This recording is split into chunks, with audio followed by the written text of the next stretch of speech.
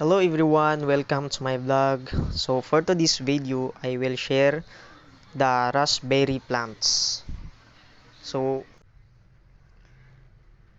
ito po ang raspberry. Ang scientific name naman po ito ay Rubus ileus. Ang raspberry ay isang uri ng prutas na mayroong mahalagang papel at epekto sa ecosystem. Ang mga raspberry plants ay nagbibigay ng mga bunga na mayaman sa vitamin C at iba pang mga vitamina at mineral.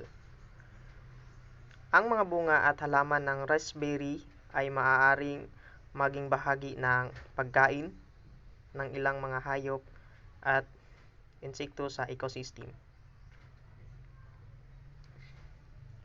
Ang mga raspberry plants ay maaari ring magdulot ng positibong epekto sa ecosystem sa pamagitan ng pagtulong sa soil erosion prevention at pagbibigay ng habitat.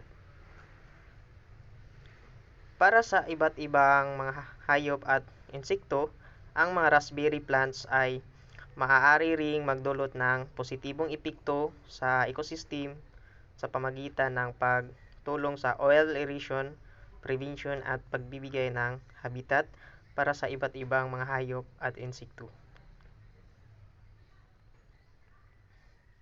Sa kabilang banda, maaari ring magkaroon ng negatibong epekto ang paglaganap ng raspberry plants sa ilang mga ecosystem. Ang mga raspberry plants ay maaaring maging invasive species sa ilang mga lugar na maaaring makaapekto sa native plants at hayop sa ecosystem.